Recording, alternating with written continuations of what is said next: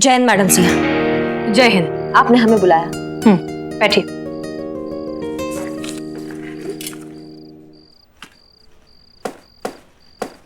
क्या हुआ madam sir, कोई बात है? हाँ है। डिपार्टमेंट की तरफ से हमें मेल आया है कि अब जब आपकी एग्जाम्स नहीं हो रही हैं तो आपका प्रमोशन हमारे थ्रू होगा, हमारी बनाई सीआर रिपोर्ट के थ्रू। हाँ तो बना दीजिए ना मैडम सर। आपको इतने दिनों में इतना तो पता चल ही गया होगा कि हमारे लिए हमारा ड्यूटी से ज्यादा इम्पोर्टेंट और कुछ भी नहीं है। हमें आपके जज्बे पर कभी भी कोई शक नहीं था। इनफैक्ट हम उसकी बहुत इज्जत करते हैं, लेकिन सच कहें तो हम थोड़ा सा वक्त लेना चाहते हैं। I hope you understand. नहीं, हम समझ नहीं पा रहे हैं आपको वक्त क्यों चाहिए। एसएचओ का काम बहुत जिम्मेदारी का काम है। It's a huge responsibility. और अगर डिपार्टमेंट ने हमें इतना इम्पोर्टेंट काम सौंपा है तो हम चाहते हैं कि हम अपना वक्त लेकर अच्छे से डिसाइड करें, ताकि बाद में हमें किसी बात का अफसोस ना हो। ठीक है। जय हिंद। एक मिनट, क्या हुआ? आज तक हमें कोई भी चीज मैडम सर आसानी से नहीं मिला है। हर चीज के लिए ना हमें बहुत स्ट्रगल करना पड़ता है। तो फिर आप ये सीआर रिपोर्ट हमें कैसे दे देंगी इतना आसानी से? ये हमारी जो किस्मत की लकीरें हैं ना, इनको पसंद नहीं आएगा।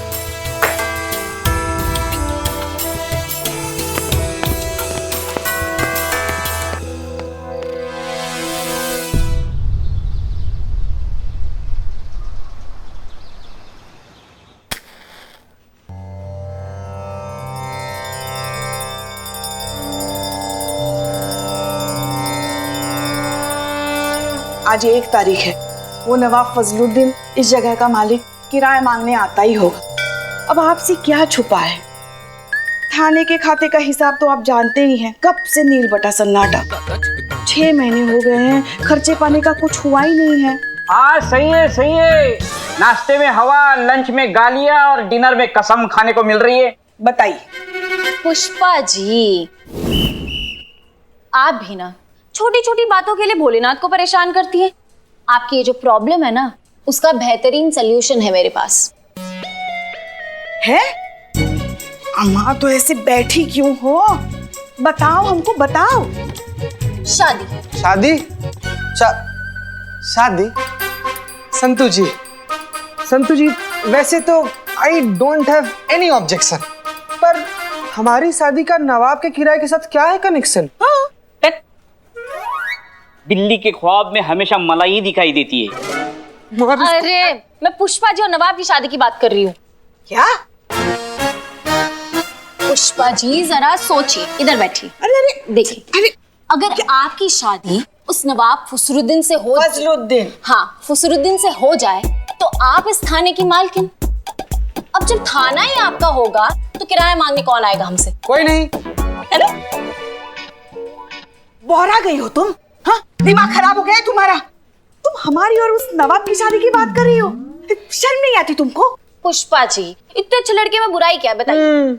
लड़का? वो 80 साल का नवाब, लहराता खंडर, कापती मीनार, वजूद के नाम पर लकीर, जिसके खुद के 25 लड़के हैं, वो तुमको लड़का लग रहा है? अरे हम तो पोती की उम्र क्या है उसके आगे।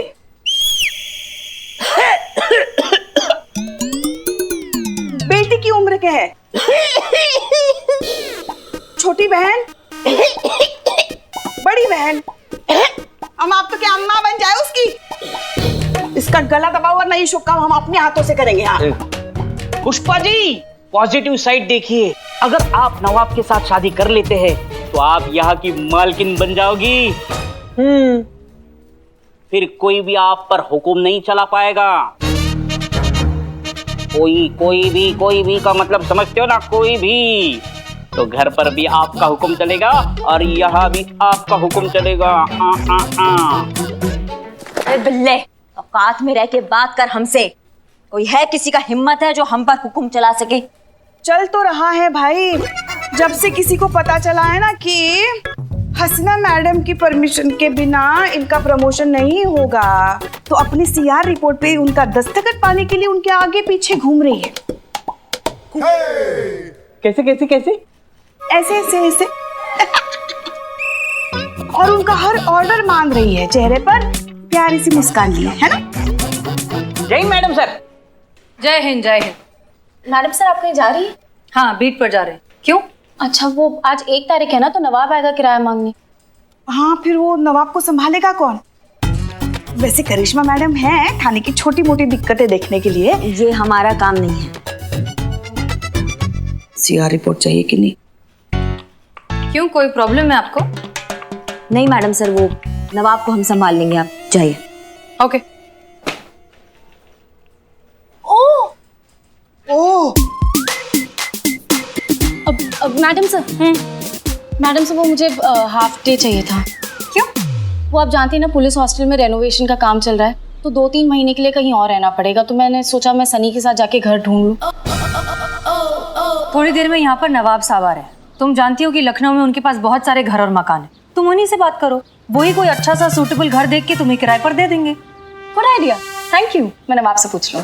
वाह मैडम सर, वाह क्या भौकाल, क्या मस्त अच्छा सा आइडिया दिए आप, एकदम मतलब चौकस आइडिया है आपका। Thank you madam sir. हाँ संतु जी, आप ना नवाब से बात कीजिए, कोई जरूरत नहीं सनी उन्हीं के साथ जाने का। अंदर चलिए। सब बाहर बहुत गर्मी है ना संतु जी, प्लीज अंदर चलिए, प्लीज प्लीज।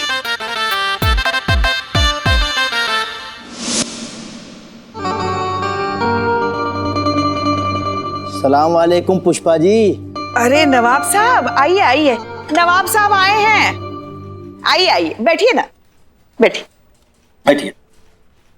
पुष्पा जी, आपका चांस तो गया, नवाब तो दूसरी शादी कर लिया। तो इनसे मिलिए, ये है मोहतरमा पारो, हमारी किराएदार। अभी भी चांस है, किराएदार ही। अरे अभी अभी 1 महीना पहले आके रहना शुरू किया है इन्होंने हमारे मकान में। अरे कमाल के अकाउंटेंट हैं ये। नवाब साहब, आप ही का इंतजार था। अब हमारे इंतजार से क्या होता है, ये बताइए कि हमारा भाड़ा इंतजार कर रहा है कि नहीं?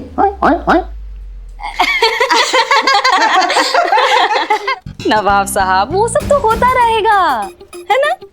वो क्या है ना कि पुलिस हॉस्टल जो है ना, वो रेनोवेशन में जा रहा है, तो रहने के लिए भाड़े पे एक घर चाहिए था। तो ले लो। आप समझे नहीं। तो रहने दो। नहीं, मेरा मतलब है कि आपकी तो इतनी सारी घर है इस शहर में, है ना। तो बस 2-3 महीनों के लिए भाड़े पे अगर एक घर मिल जाता तो। किराए की टेंशन मत लीजिए आप, सरकार की तरफ से 3 महीने का एडवांस मिल चुका है। मिल जाएगा, लेकिन उसके लिए तुमको निकाह करना होगा। निकाह? हाँ।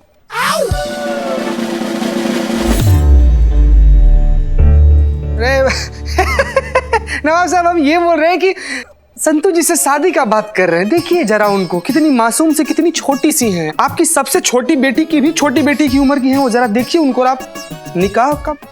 तुम बड़े अहबक किस्म के इंसान हो मियाँ। अरे हम अपनी नहीं, अरे हम इनसे ये कह रहे थे कि एक अच्छा सा लड़का देख के शादी कर लो, क्योंकि बिना शादी के हम किसी को मकान देते ही नहीं है, समझे ना। क्यों भाई, कुंवारी लड़कियों पे भरोसा नहीं है आपको? अरे पुष्पा जी, हमको खुद पर भरोसा नहीं है। क्या है ना कि अक्सर लड़कियां हमें देख के ना बेकाबू हो जाती हैं।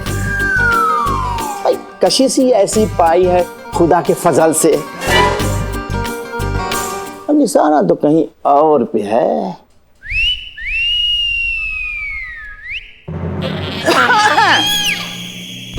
चलिए बाकी की बातें हम अपने कमरे में आराम से बैठ के करेंगे। हर महीने के 50,000 के हिसाब से 8 महीने का ड्यू रेंट हुआ 4 लाख और इंटरेस्ट मिलाकर 5,70,000। क्या? हाँ, मगर हेडक्वार्टर से कुछ फंड आया ही नहीं है, तो हम कैसे?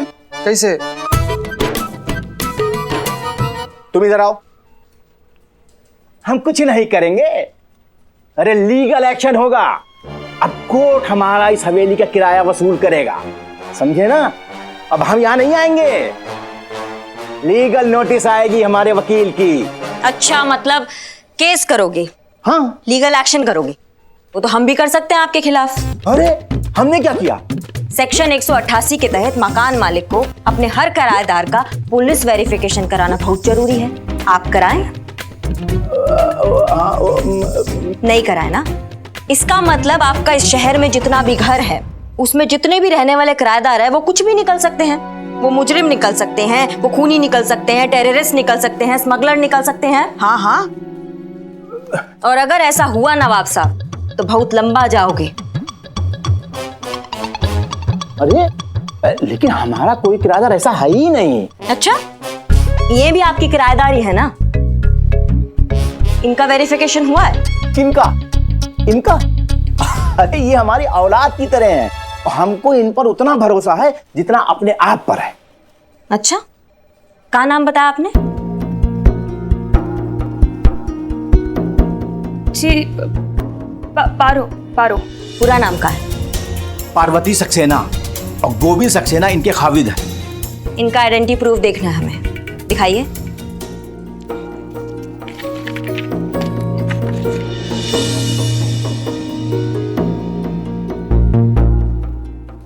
इसमें तो पार्वती कौर लिखा है। कौर कौर मतलब कौर कौन? वो कौर मेरा सरनेम है बाबूजी का। वो क्या है ना कि अभी नई नई शादी हुई है तो बस आधे डॉक्यूमेंट्स पे नाम अपडेट करवाना रह गया है। अच्छा, पति का क्या नाम बताया तुमने अपना? जी गोविंद सक्सेना। काम क्या करते हैं?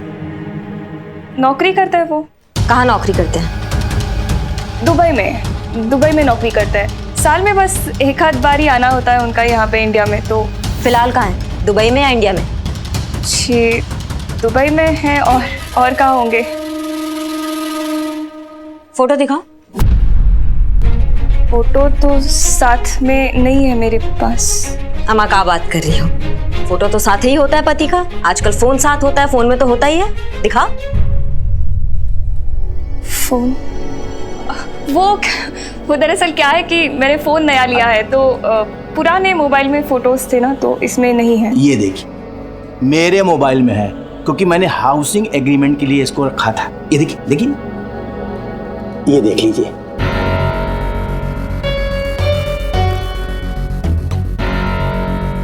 जोड़ी अच्छी लग रही है।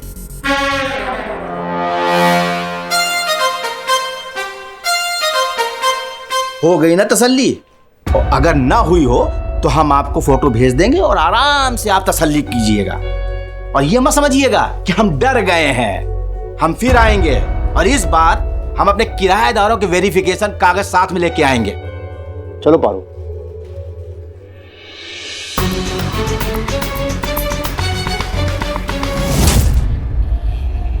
हेलो। हाँ हेलो, मैं बोल रही हूँ। वो आज मैं नवाब के साथ थाने गई थी किसी काम से। तो वहाँ पे ना पुलिस तुम्हारे बारे में बहुत सवाल कर रही थी। मुझे लगता है कि उन्हें मुझ पे शक हो गया है। मुझे बहुत डर लग रहा है। यार क्या करूँ? सुनो मैं तुम्हें बाद में फोन करती हूँ। Bye bye bye. चलिए मोहतरमा जी आइए। एक चाय खाली एक चाय। बस एक ग्लास 3। चाय ला। 3 मतलब? पैसा कौन देगा? समझ गया। जी हाँ जी संतोष जी। अरे इतना सैड सैड क्यों? कोई घर नहीं मिला क्या? अभी कहाँ, नवाब ने ना बोल दिया।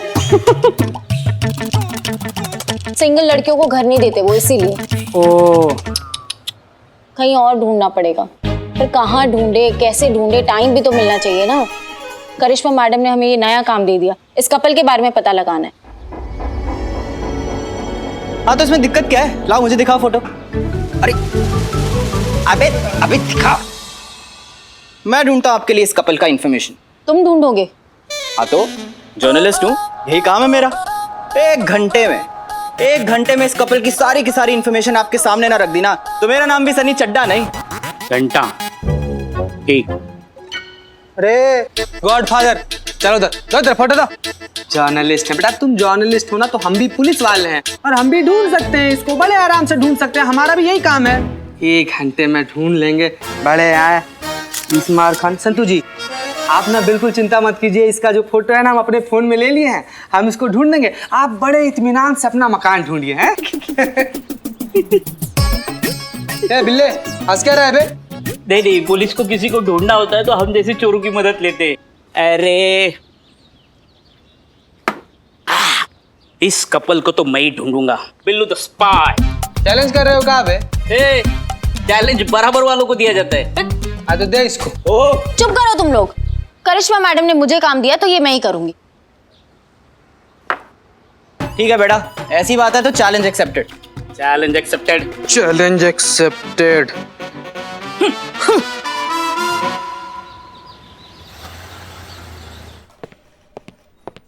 पुष्पा जी, जय हिंद मैडम सर। संतोष, चीता सब लोग कहाँ हैं?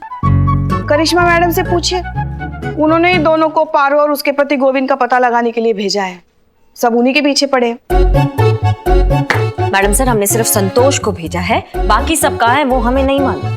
करिश्मा सिंह, हमने आपको सिर्फ नवाब साहब को संभालने के लिए कहा था, उनके पीछे किसी को लगाने के लिए नहीं। मैडम सर, हमें ये मामला थोड़ा संदिग्ध लग रहा है। हमारे जजमेंट पे आप भरोसा कीजिए, हमारी छठी इंद्री है ना, वो कभी हमको धोखा नहीं देती है। ये मामले में थोड़ा कुछ गड़बड़ है। पुष्पा जी। जय मैडम साहब। पुष्पा जी, हमसे पहले सनी, चड्डा, बिल्लू या संतोष जी आए क्या? नहीं। आमा कुछ बकोगे भी कि बस सांप की तरह लहराते रहोगे? अरे ब्रेकिंग न्यूज है पुष्पा जी, ब्रेकिंग न्यूज है। ये जो पारो अपने आप को गोविंद की पत्नी बता रही है ना, दोनों के दोनों झूठे हैं। और ये जो गोविंद है ना, उसकी दूसरी बीवी है और उसका नाम ना पायल है, पायल। अरे ब्रेकिंग न्यूज है पुष्पा जी, ब्रेकिंग न्यूज है। ये जो पारो अपने आप को गोविंद की पत्नी बता रही है ना, दोनों के दोनों झूठे हैं। और ये जो गोविंद है ना, उसकी दूसरी बीवी है और उसका नाम ना पायल है, पायल। Fake news. असली खबर तो इधर है मैडम। करेक्ट इन्फॉर्मेशन का इकलौता अड्डा आपका अपना सनी चड्डा। मुद्दे पे आओ। हाँ तो आ जाते हैं मुद्दे पे। मैडम, करिश्मा जी एकदम सही कह रही थी। ये जो गोविंद है ना, ये बड़ा जुगाड़ू आदमी है। पहले से उसकी हाँ, पता है पता है। पहले से शादीशुदा है, फिलहाल दुबई में रहता है। उसका नया फ्लैट इंदिरा नगर में, फ्लैट का नंबर 102 है। मकान मालिक का नाम राजेश अरोड़ा है और उसकी बीवी का नाम पायल है। गलत। गलत? बीवी का नाम है गायत्री, शास्त्री नगर में रहती है। फ्लैट नंबर है 227। मकान मालिक का नाम है इम्तियाज शेख और मुझे इसलिए पता है क्योंकि मैं भी खुद मिलकर आ रहा हूँ, समझे? अरे हम तुमको बता रहे हो पायल। मैडम, जय हिंद मैडम साहब, मैंने पता लगा लिया है, वो पारो का पति गोविंद के बारे में। पता है। उसकी शादी हो चुकी है और उसका बीवी का नाम पायल है। गायत्री है मैडम, गायत्री। पायल है मैडम, पायल। रागिनी है। मनीषा।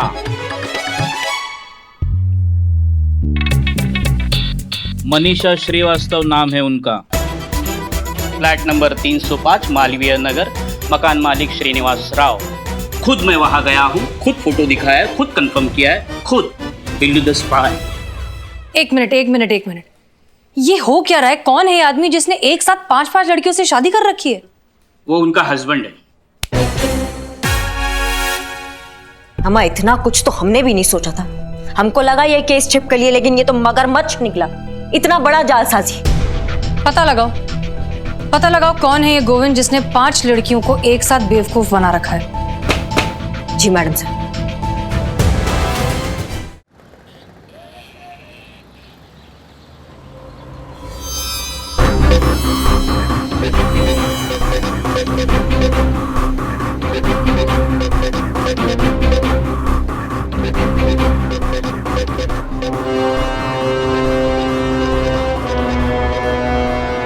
अरे तुम यहाँ क्या कर रही हो?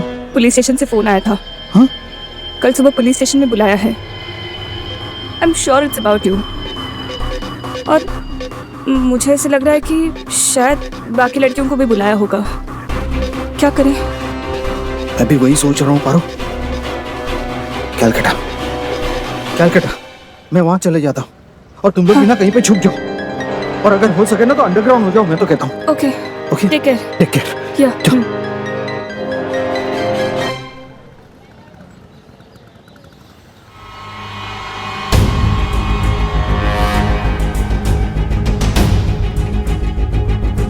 हमने उन औरतों को 11 बजे बुलाया था मैडम सर।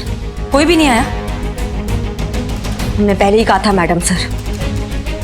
वो पारो को फोन लगाइए। जी मैडम सर। डायल किया गया नंबर इस वक्त स्विच ऑफ है। उसका फोन स्विच ऑफ आ रहा है। वो और भी तो लड़कियां हैं, किसी को ट्राई करिए। जी मैडम सर।